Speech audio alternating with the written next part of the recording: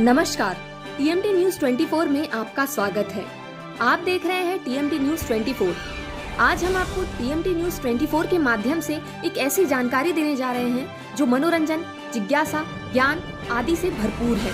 ब्रह्मांड की उत्पत्ति और ब्रह्मांड का विकास इस प्रकार से हुआ है कि समय के साथ इसमें ऐसे जीव उपजे जो अपनी उत्पत्ति के रहस्य को जानने में समर्थ थे।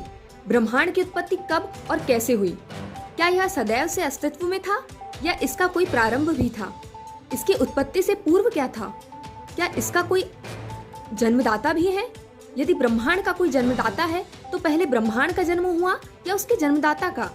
यदि पहले ब्रह्मांड का जन्म हुआ तो उसके जन्म से पहले उसका जन्मदाता कहाँ से आया? इस विराट ब्रह्मांड की मूल संरचना कैसी है?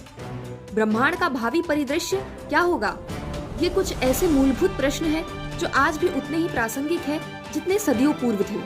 ब्रह्मांड की उत्पत्ति से संबंधित इन मूलभूत प्रश्नों में धर्माचार्यों, दार्शनिकों और वैज्ञानिकों की दिलचस्पी रही है। इन प्रश्नों के उत्तर सीमित अवलोकनों, अलंकारिक उदाहरणों, मिथकों, रूपकों एवं आख्यानों के आधार पर प्रस्तुत करने के प्रयास प्रायः सभी प्राचीन सभ्यताओं एवं धर्मों में हुए। अधिकांश धर्मों में ब्रह्मांड के रचयिता के रूप में ईश्वर की परिकल्पना भी की गई। जानकारी के अनुसार, जैसा कि हम जानते हैं कि हब्बल ने यह खोज की थी कि ब्रह्मांड का विस्तार हो रहा है। उस समय अन्य वैज्ञानिकों के साथ साथ हब्बल को भी अपनी इस असाधारण खोज के मायने स्पष्ट नहीं थे। इस मुद्दे पर विचार स्वरूप जॉर्ज लेमाइत्रे और जॉर्ज गैमो ने गंभीर प्रयास किए।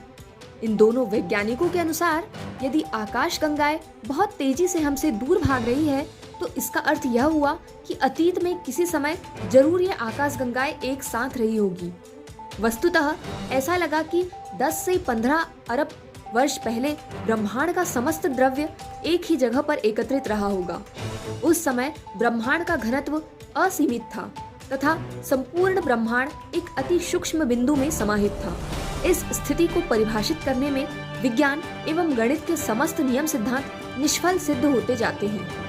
वैज्ञानिकों ने इस स्थिति को गुरुत्वीय विलक्षणता का नाम दिया है। किसी अज्ञात कारण से इसे सूक्ष्म बिंदु से एक तीव्र विस्फोट हुआ तथा समस्त द्रव्य इधर उधर छिटक गया। इस स्थिति में किसी अज्ञात कारण से अचानक ब्रह्मांड का विस्तार शुरू हुआ और दिक्काल की भी उत्पत्ति हुई। इस घटना को ब्रह्मांडीय विस्फोट का नाम दिया गया। अंग्रेज ब्रह्मांड विज्ञानी सर फ्रेड हॉयल ने इस सिद्धांत की आलोचना करते समय मजाक में ये शब्द गढ़े, बिग बैंग। बिग बैंग क्या वह धमाका जो बहुत तेज आवाज के साथ होता है? नहीं, किसी भी कम या अधिक आवाज की ध्वनि तरंगों को ले जाने के लिए एक माध्यम की जरूरत होती है, जबकि अंतरिक्ष के गहन निर्वात में आपकी चीख कोई भी नहीं सुन सकता।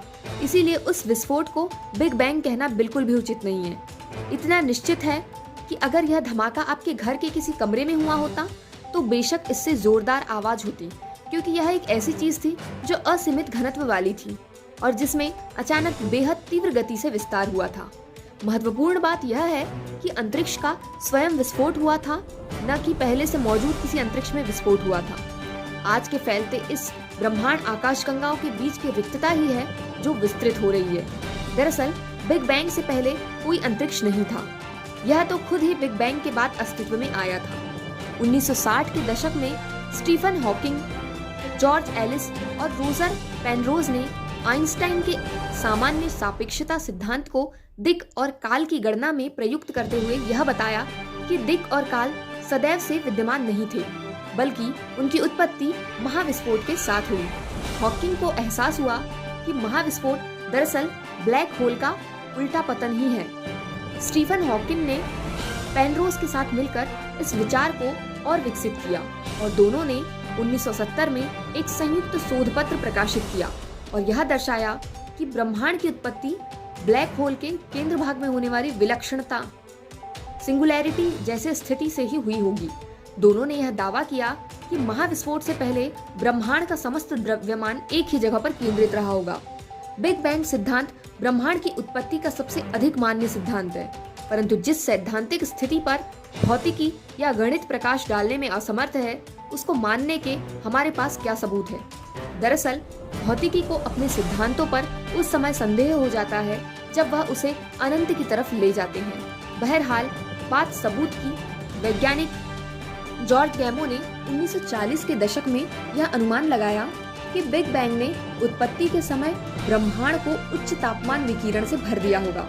उन्होंने यह भी अंदाजा लगाया था कि ब्रह्मांड के विस्तार ने उच्च तापमान विकिरण को धीरे धीरे ठंडा कर दिया होगा और उसके अवशेष माइक्रोवेव के रूप में देखे जा सकते हैं। बस 1965 में ऑर्नो पेंजियास और रॉबर्ट विल्सन ने अनजाने में ही माइक्रोवेव विकिरण की खोज की। इस बड़े सबूत के कारण ब्रह्मांड की उत्पत्ति के बिग बैंग सिद्धांत को सर्वाधिक मान्यता प्राप्त है।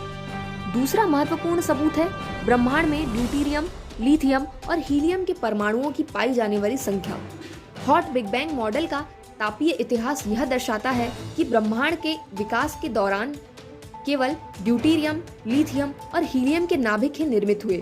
उनके परमाणुओं की गणना भी गैमो और उनके सहयोगियों ने की।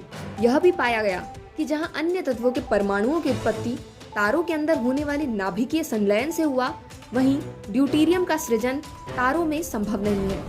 अवलोकनों में यह पाया गया कि ब्रह्मांड में मौजूद ड्यूटेरियम की संख्या गैमो के अवलोकन से बिल्कुल मेल खाती है। इसी प्रकार हीलियम की मौजूदगी भी गैमो के अवलोकन से मेल खाता है।